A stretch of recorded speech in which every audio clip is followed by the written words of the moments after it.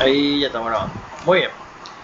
Arrancamos entonces con esta unidad 2. Siempre estamos en el concepto, en la figura de la relación obligatoria. Esa es nuestra figura, sobre eso estamos trabajando. Vimos el concepto, vimos las características, vimos las fuentes, vimos la distinción, vimos a los antecedentes en la unidad 1. Ahora vamos a mirarle a los elementos. Vamos a mirarle primeramente al sujeto. Y nosotros decíamos cuando hablamos de una relación de derecho personal, que en una relación obligatoria siempre hay dos o más sujetos. Donde uno es el deudor, el sujeto pasivo, y el otro u otros son los acreedor o acreedores, que son los sujetos activos. Dice, relación jurídica entre dos o más personas en virtud de la cual una de ellas es el deudor. ¿Y quién es el deudor? El que tiene la obligación de cumplir con su prestación. Es el debitor, que se obliga a entregar a la otra, que es el acreedor, vamos a llamarle creditor, una prestación apreciable en dinero. Y acá de vuelta, y tolérenme esto que sea muy reiterativo. ¿Por qué dice prestación apreciable en dinero? Porque lo que quiere decir, exacto, que el objeto de la prestación, que puede ser de dar, de hacer o no hacer, tiene que ser cuantificable patrimonialmente. Porque si no cumplo con esa prestación, que puede ser de dar, de hacer o no hacer, se tiene que poder determinar el monto de la indemnización. Por eso es que es importante de que el objeto de la prestación sea apreciable en dinero, por regla general, o al menos de interés del acreedor, de interés genuino del acreedor. Entonces tenemos por un lado a los sujetos activos o el sujeto activo, que es el creditor, y al sujeto o los sujetos pasivos, que son los, en este caso, debitor, los deudores. Este cuadro es espectacular porque vamos a ir bajando nosotros conforme vayamos avanzando. Y acá lo que tenemos son las obligaciones. Y arriba ya tenemos al concepto que ya vimos, ¿verdad? Ahora le estamos viendo nosotros a los sujetos. A los sujetos, sí, a los sujetos que están dentro de los elementos. O sea, dentro de los elementos entonces le tenemos a los sujetos, al objeto y la causa, ¿verdad? El vínculo, los sujetos, el objeto y la causa. 4 son los elementos de las obligaciones. Acá dice. En el mapa figuran 4. Dice el vínculo, los sujetos, el objeto y la causa. Por lo menos en el cuadro figuran 4. Pero porque este es de los elementos de la relación. No, de la obligación. De la obligación. Sí. Entonces de la obligación.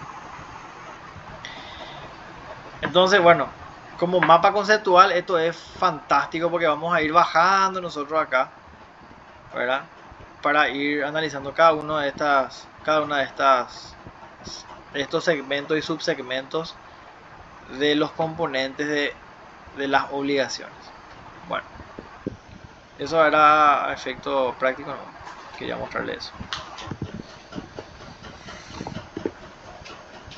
Los elementos de la relación obligatoria son los componentes imprescindibles de su propio concepto, sin cuya existencia no es concebible relación obligatoria. O sea, podemos decir que son los elementos esenciales. ¿Se acuerdan del acto jurídico, los elementos esenciales? Voluntad, sujeto, objeto, forma, ¿se acuerdan? Silva Alonso dice, los elementos esenciales de la obligación son aquellos factores irreductibles, no podemos prescindir de ellos, que entran necesariamente en la noción de obligación, de modo que no podría concebirse, no hay obligación o relación obligatoria sin la existencia de tales elementos. O sea, yo necesito de estos elementos para que podamos hablar de relación obligatoria. O si no, no hay relación obligatoria. Martiniuk dice, son aquellos elementos constitutivos y no pueden faltar nunca en las obligaciones. Pertenecen a la esencia de las obligaciones porque son los rasgos que caracterizan y las definen como tales. O sea, cada uno, Silva Alonso, Martiniuk, Jan Vías también dice, si alguno de ellos falta puede haber otra figura jurídica, pero no la obligación. Me hace acordar cuando nosotros decíamos en romano, es como la milanesa, ¿verdad? La milanesa necesita de sus elementos esenciales, carne, galleta molida, harina y huevo. Si alguno de esos elementos falta, eso no es milanesa, será marinera, pero no va a ser milanesa. Lo mismo ocurre con las relaciones obligatorias o con las obligaciones.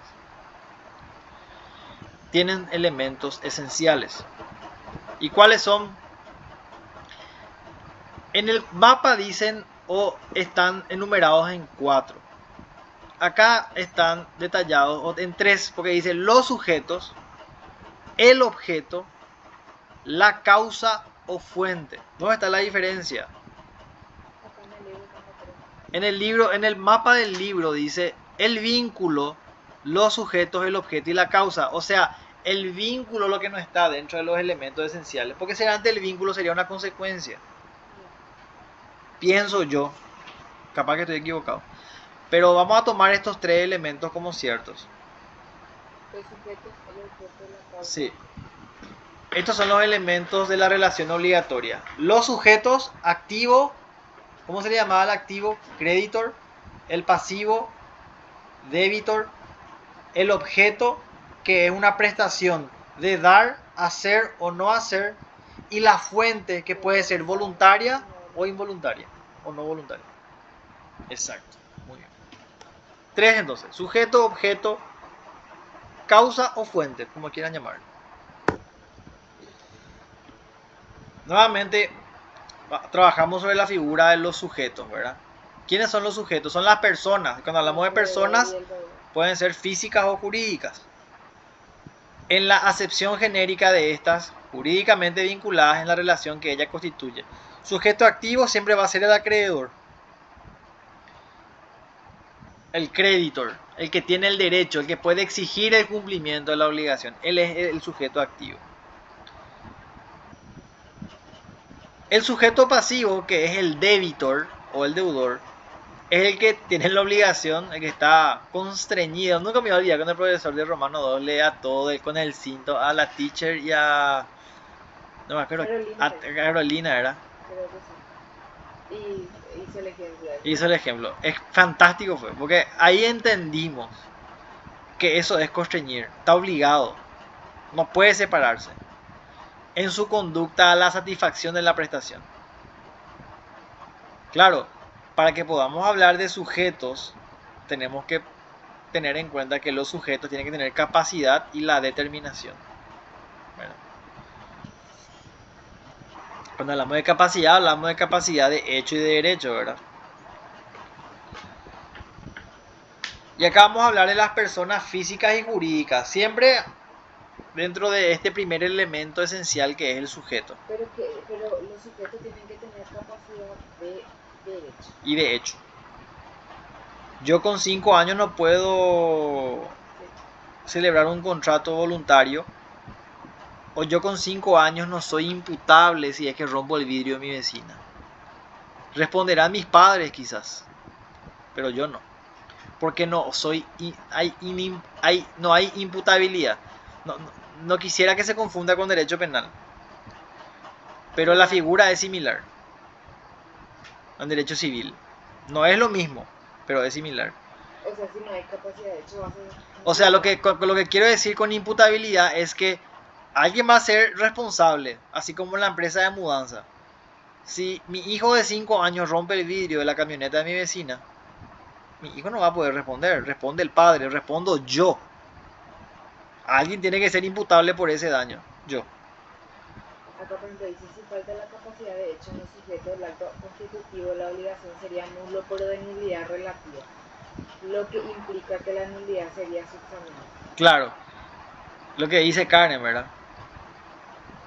Cuando hablamos de capacidad de hecho, ¿quiénes son jurídicamente hábiles para celebrar Las contratos? personas mayores Los mayores de de edad, 18 años.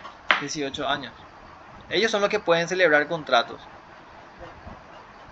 Eventualmente nuestro Código Civil hablaba de que la condición de adolescente ya te hace hábil o capaz jurídicamente para ciertos actos jurídicos. Por lo que puedo presumir, no con mucha certeza, pero puedo presumir, de que a partir de los 14 años, en cuanto a la producción de algún tipo de daño, eventualmente ya podría ser imputable como sujeto obligado a responder por los daños que ocasionaste.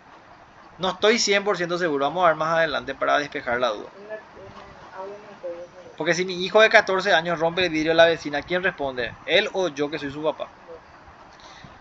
Y el otro Y no si tiene sabe. 13 años, capaz que yo todavía. Si tiene 14, hay que ver.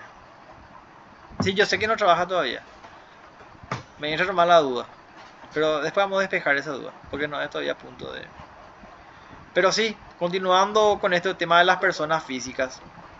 El padre, porque todavía no es mayor. No es mayor.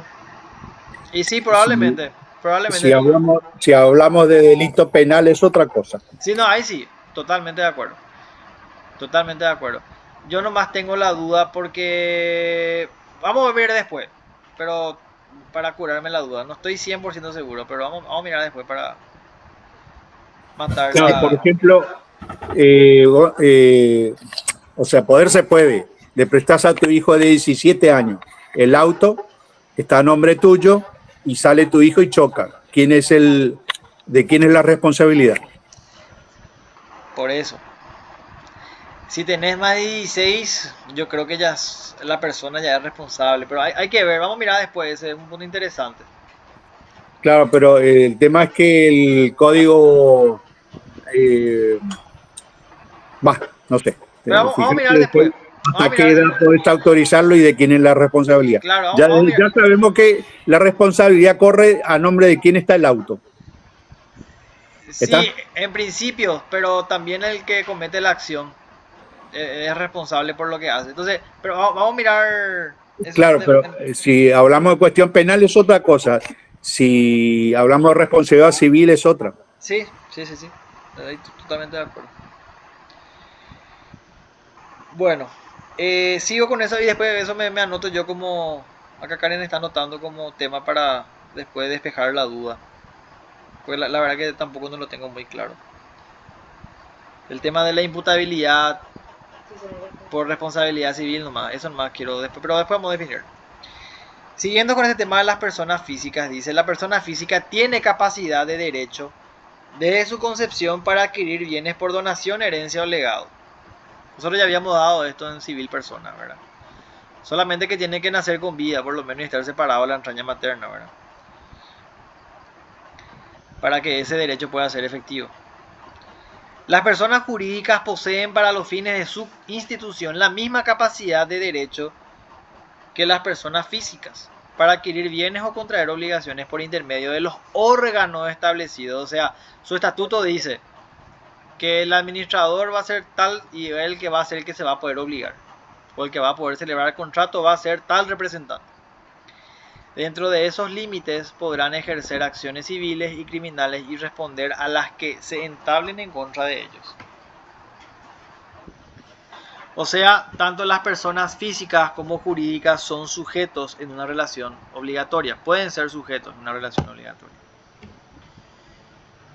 Probablemente por acá ya vayamos a responder la duda que teníamos, ¿verdad? Dice capacidad del sujeto.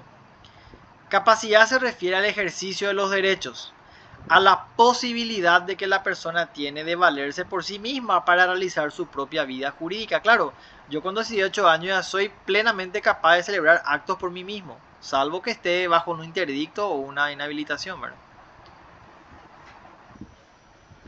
El sujeto de la obligación debe ser titular del derecho que se ejercita en la relación obligatoria.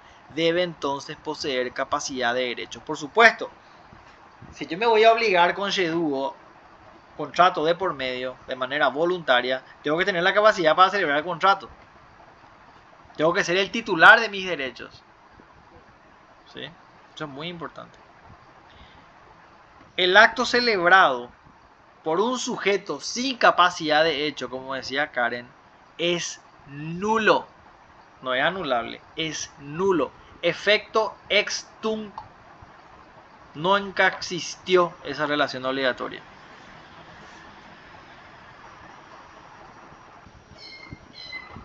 Mientras que el acto celebrado con capacidad relativa de hecho es anulable. Y entiendo yo que cuando hablamos capacidad relativa de hecho, hablamos de sujetos entre 14 a 18 años. O a 17, mejor dicho. Lo que implica que la nulidad puede ser subsanable. O sea, se puede confirmar el acto jurídico. Se puede confirmar el contrato o la celebración para que la relación obligatoria efectivamente sea exigible. La incapacidad de hecho es la que impide que las personas ejerciten por sí mismas sus derechos. No es impedimento para que constituyan obligaciones por medio de sus representantes legales, por supuesto. Yo a través de mis padres puedo eventualmente celebrar un contrato. Por ejemplo, yo soy Justin Bieber, tengo 5 años, canto como los dioses. No puedo yo celebrar un contrato con MTV, pero mi papá sí.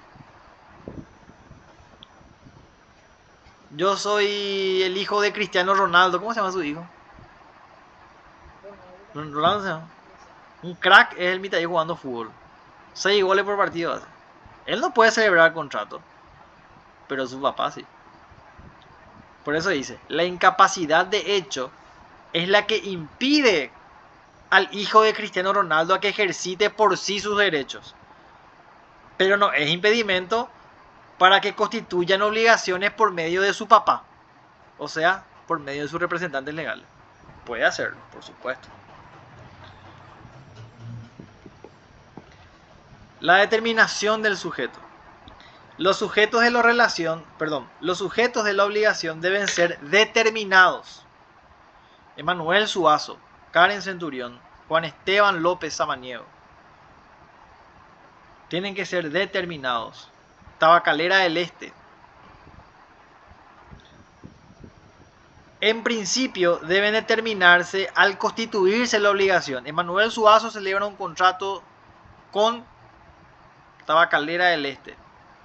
No puede ser un contrato innominado, de personas innominadas, un contrato, ¿no? ¿A quién lo obligamos? ¿Quién se hace responsable si no está determinado quién es el que se obliga? Por eso es que tiene que estar determinado. Esa es la importancia de la determinación de los sujetos en el marco de una relación obligatoria. Para poder saber a quién le vamos a apretar si es que no se cumple con la prestación. En cualquier caso, deben ser susceptibles de ulterior, o sea, de posterior determinación.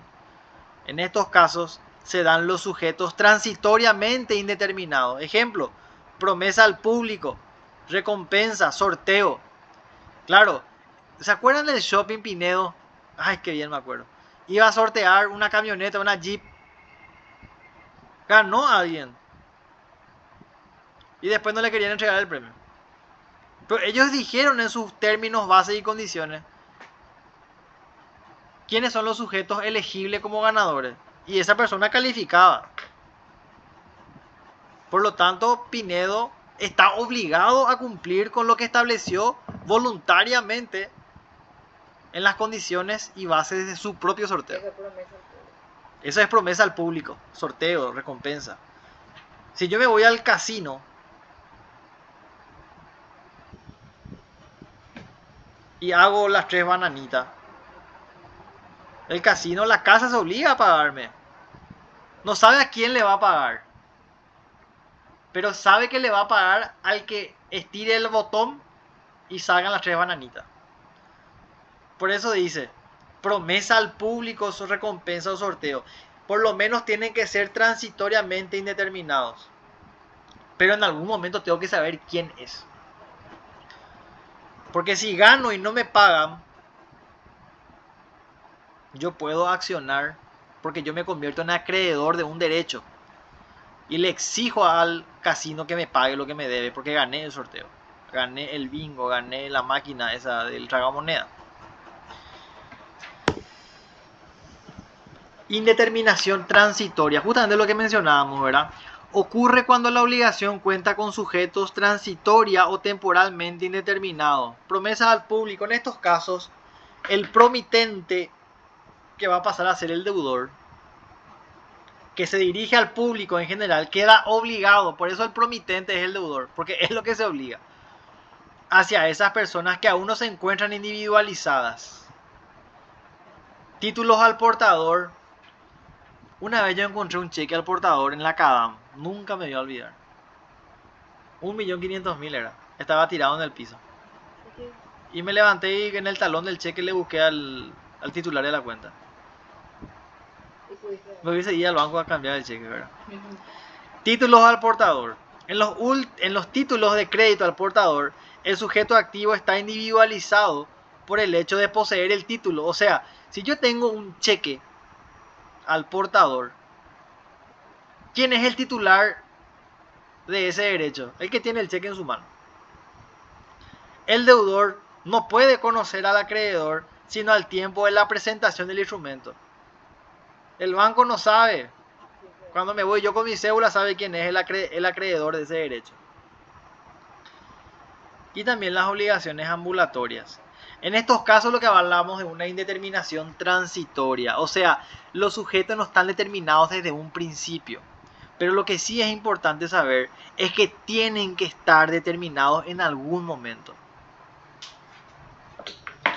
Porque en algún momento de esa relación obligatoria, el acreedor va a querer hacer exigible su derecho. Y tiene que saber de quién estamos hablando. Entonces es importante conocer en algún momento quién es el acreedor para que ese pueda ejercer su derecho. Unidad o pluralidad de sujetos. Si los sujetos de la obligación deben ser necesariamente dos, nada impide que sean más de dos.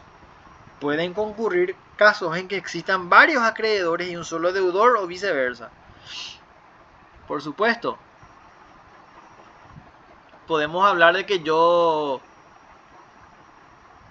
celebro un contrato con un condominio. El tema de la herencia. La herencia. No sé si la herencia. Pero eso no es una relación obligatoria. ¿O sí?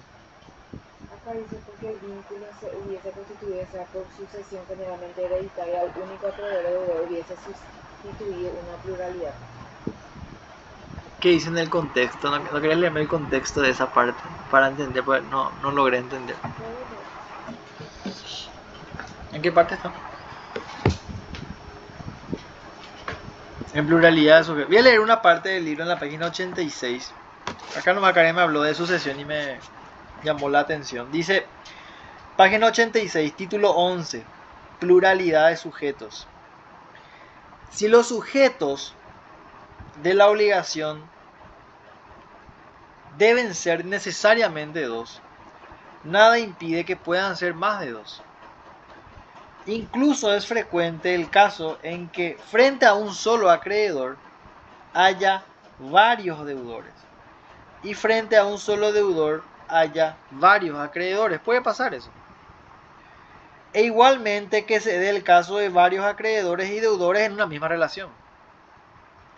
Esto sea porque el vínculo así se hubiese constituido, sea por sucesión, generalmente hereditaria, al único acreedor o deudor que hubiese sustituido una pluralidad. Cuando se da el caso de la multiplicidad de sujetos, son posibles tres hipótesis. Señor, señora. Artículo 497, 498 también habla de eso. Que la obligación se descomponga en otras obligaciones. Que la obligación, aunque susceptible de división por la naturaleza, resulte no serlo. Que el vínculo sea irrescindible. Bueno, lo que quiere decir nomás es que una relación obligatoria no solamente está limitada a dos sujetos. Para no complicarnos tanto la vida, ¿verdad?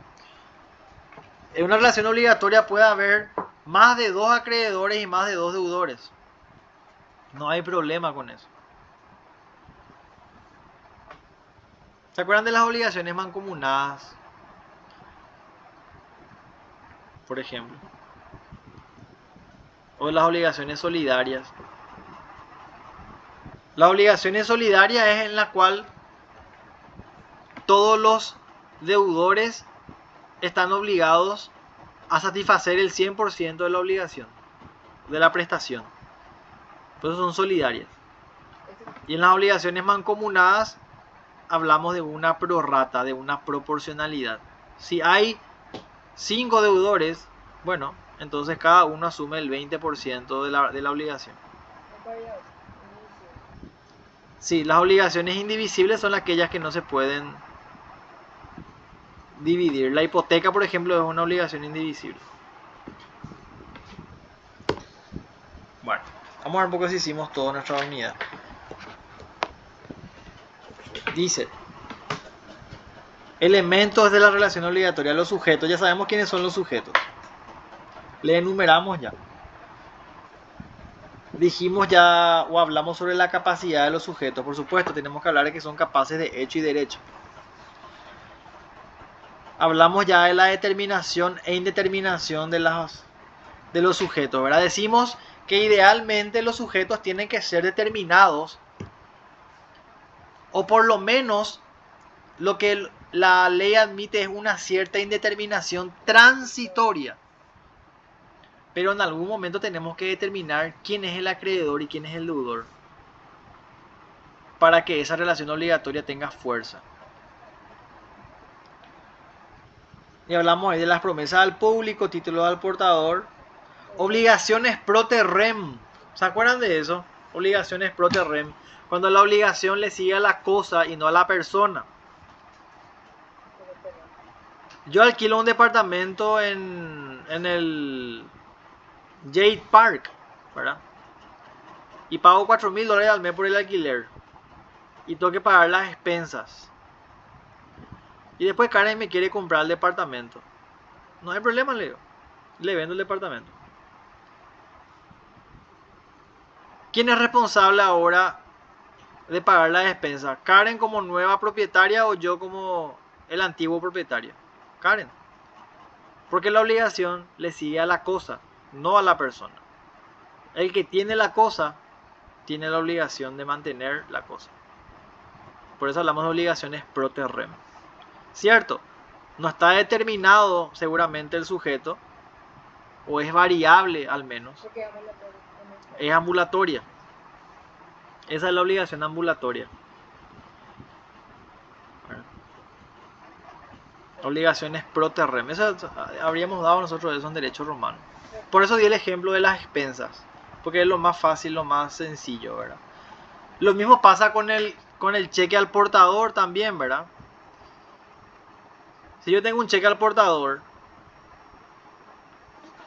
la obligación de pagar del banco no va a ser solo para Karen o para mí o para Juan Esteban.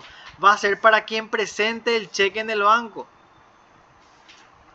La obligación le sigue a la cosa, no a la persona. En este caso la obligación, en el caso del cheque al portador, le sigue al título. No le sigue a la persona. Quien presente el título tiene el derecho de cobrar. Eso es obligación pro terrem. Bueno, con eso terminamos esta unidad 2. No sé si tienen consultas, preguntas, algo de repente en lo que no haya quedado muy claro. O seguimos.